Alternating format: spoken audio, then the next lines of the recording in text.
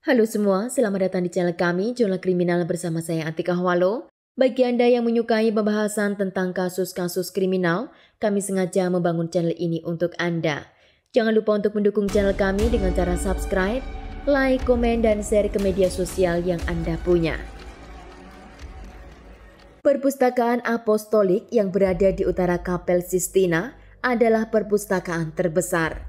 Di sana terdapat lebih dari 150.000 dokumen yang disimpan dalam rak sepanjang 85 km. Di sana terdapat sejarah lebih dari 800 tahun, bahkan semua arsip itu adalah rahasia yang dimiliki oleh Vatikan. Tidak semua orang atau sembarangan orang yang dapat membuka buku-buku tersebut. Bukan rahasia lagi di antara banyaknya arsip yang dirahasiakan oleh Gereja Katolik, terdapat banyak sekali bukti kekejaman yang telah mereka lakukan dalam catatan sejarah umat manusia. Bahkan mereka membangun sebuah undang-undang yang sangat mengerikan untuk membungkam mulut orang yang melawan kekuasaan mereka dan untuk menyembunyikan fakta nyata. Misal saja adalah penyiksaan yang dilakukan oleh inkuisisi gereja, begitu mengerikan tindakan mereka. Dalam kesempatan hari ini, saya tidak akan membahas tentang kekejaman inkuisisinya, namun saya akan membahas sebuah rahasia tentang salah satu pengikut setia agama Katolik ini. Seorang biarawati atau suster yang bernama Maria Hossenthal, gambar yang ada di layar kaca Anda ini adalah wajah dari Maria Hossenthal. Apa yang terjadi dengan Maria Hossenthal telah disembunyikan selama puluhan tahun oleh Gereja Katolik. Namun hari ini saya akan memberitakan tentang apa yang sebenarnya terjadi dengan Maria. Semua dimulai pada tahun 1742 di mana ibu Maria, dia bernama Josephanie Hossenthal. Josephanie saat itu menjadi biarawati di sebuah gereja di Hohenwald Monastery, Jerman, dan suatu hari Josephanie bangun pagi lalu dia merasakan sakit di area perutnya. Josephanie dilarikan ke rumah sakit terdekat dan di sana dia dinyatakan berbadan dua.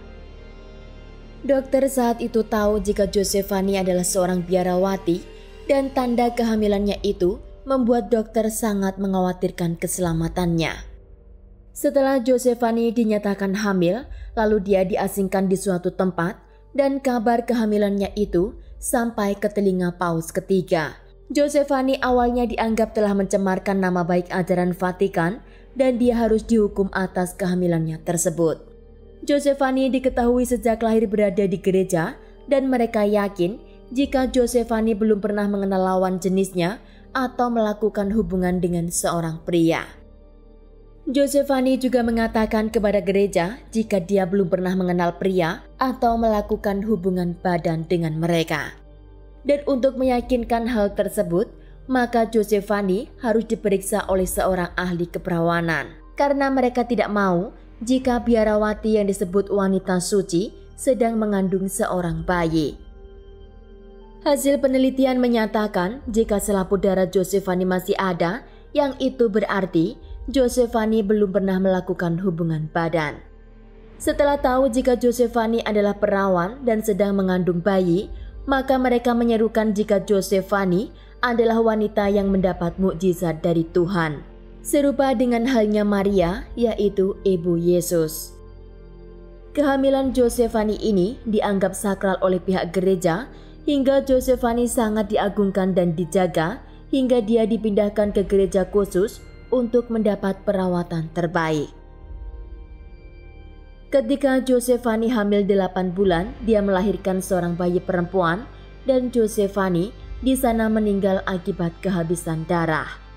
Para pemuka agama dan pihak Vatikan kala itu sangat terkejut setelah tahu jika Josephanie melahirkan seorang bayi perempuan dan bukan bayi laki-laki.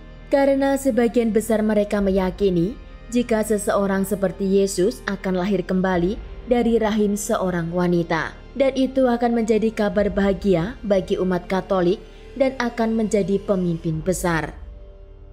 Bayi mungil itu akhirnya mereka beri nama Maria Hossenthal dan bayi Maria kecil pun langsung dibaptis hari itu.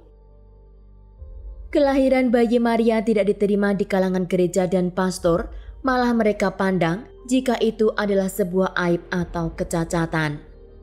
Pastor dan pihak gereja merencanakan untuk mengorbankan bayi Maria dengan cara dibunuh, namun biarawati-biarawati yang ada di gereja itu langsung datang untuk menyelamatkan bayi Maria.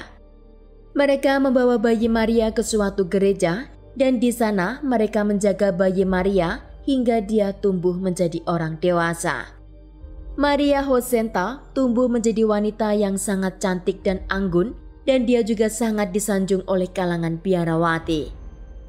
Maria sangat taat dalam menjalankan ibadah agama dan juga mengabdikan diri ke gereja, bahkan dia telah dinobatkan menjadi wanita tersuci. Maria sangat menyukai menulis dan dia menjadi penulis untuk menceritakan tentang penganiayaan terhadap wanita, dan tulisannya itu disebarkan di lembaga-lembaga gerejawi. Sedikit demi sedikit akhirnya Maria mengambil hati jemaat gereja dan dia berhasil menggulingkan pemuka agama yang telah melakukan penyimpangan. Maria setelah mendapat kepercayaan dari para jemaat, akhirnya dia pun diangkat menjadi pemimpin gereja. Di usia Maria yang ke-33 tahun, dia tiba-tiba jatuh sakit dan langsung meninggal dunia. Kematian Maria itu dianggap oleh orang-orang gereja adalah tanda kebesaran Tuhan. Karena menurut kepercayaan mereka, Yesus meninggal di kayu salib di usianya yang ke-33 tahun. Jadi apa yang terjadi dengan Maria, mereka serupakan dengan kematian Yesus. Jasad Maria Hosenta dilakukan pembalseman karena mereka tidak mau jika tubuh yang suci itu akan terlupakan di masa depan. Ketika dilakukan pembalseman, diketahui jika perut Maria dalam keadaan besar dan ternyata Maria meninggal di saat dia sedang mengandung. Bayi yang dikandung oleh Maria dinyatakan sudah meninggal di dalam perutnya dan itu menjadi alasan kenapa Maria mendadak meninggal. Tetapi yang menjadi polemik adalah tentang kehamilan Maria. Kenapa dia hamil seperti apa yang dialami oleh ibunya, yaitu Giovanni. Maria tidak pernah berkontak atau bertemu dengan lawan jenisnya karena seumur hidup Maria, dia berada di bawah naungan gereja dan tanpa bersentuhan dengan seorang pria. Dianggap memiliki banyak kelebihan, akhirnya pihak gereja memutuskan untuk mengawetkan tubuh Maria yang akan menjadi pengingat atas kebesaran Tuhan dan juga kesucian dirinya. Mereka mengambil darah dan rambut Maria, lalu mereka masukkan ke dalam botol. Begitu juga dengan tubuh Maria, mereka semayamkan di dalam sebuah gereja. Pada tahun 1805 terjadilah kebakaran besar dalam gereja itu yang hampir memusnahkan semua isi dalam gereja. Namun tubuh Maria yang telah dibalsem, botol darah, rambut Maria, dan juga catatan kecil yang ditulis oleh Maria masih dapat mereka selamatkan. Setelah hancurnya biara dan gereja itu, tubuh Maria dijual kepada seseorang dan tidak diketahui keberadaannya hingga pada abad ke-20. Suatu hari seorang pria yang bernama Thomas Marilyn mengunjungi toko barang antik dan dia membeli benda yang berisikan kepala manusia dan di dalam kotak itu terdapat botol dan buku kecil yang ternyata kepala itu adalah milik Maria Hosenta. Thomas sangat ingin mencari tahu apa yang terjadi dengan Maria kala itu, namun apa yang dia dengar hanya seperti legenda. Ternyata Vatikan telah memenggal kepala Maria dan mereka menyimpannya ke dalam box bersama dengan botol darah, rambut dan juga buku catatan milik Maria. Karena waktu itu belum ada ilmu dan alat yang canggih untuk mencari tahu apa yang terjadi, maka kehidupan Maria Hosenta terus menjadi legenda di kalangan Vatikan. Thomas Marilyn meninggal di tahun 1942 dan kotak yang berisikan kepala Maria itu masih dia simpan di dalam lemari. Suatu hari peneliti yang telah mengenal DNA mengambil kotak yang berisikan kepala Maria untuk dilakukan analisis di sebuah laboratorium. Mereka menggunakan ilmu baru yaitu mengekstrak DNA yang dimiliki oleh Maria dengan satu tujuan untuk mengautentikasi legenda yang beredar di kalangan Vatikan. Akhirnya misteri legenda Ibu Suci terbuka karena ilmu pengetahuan DNA dan di tubuh Maria mereka temukan hormon pria dan wanita yang cukup. Dan apa yang dimiliki oleh Maria sama seperti apa yang dimiliki oleh ibunya, yaitu Josephine Hosenthal. Keadaan kedua wanita ini disebut sebagai hermafrodit. Hermafrodit secara biologi adalah individu yang memiliki dua alat atau organ kelamin, yaitu jantan dan betina, dan kedua alat kelamin ini dinyatakan berfungsi penuh. Perlu diketahui bahwa hermafrodit tidak sama dengan interseks, dan keadaan ini membuat Maria berbentuk menjadi seorang wanita seutuhnya, namun di dalam tubuh Maria sudah terdapat hormon maskulin yang dapat membuat dia hamil dengan sendirinya. Kehamilan seseorang dengan kelainan hermafrodit dikategorikan sangat berbahaya karena dapat mengancam keselamatannya sendiri.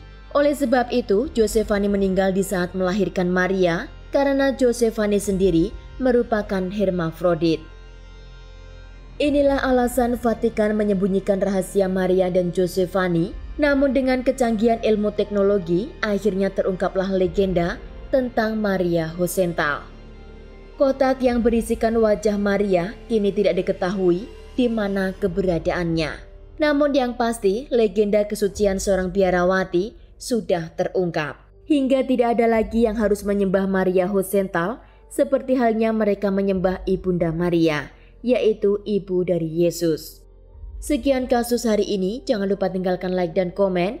Jika Anda tidak keberatan, klik tombol subscribe untuk mendukung channel kami. Terima kasih saya ucapkan kepada Anda para subscribers. Sekian, sampai jumpa di kasus berikutnya.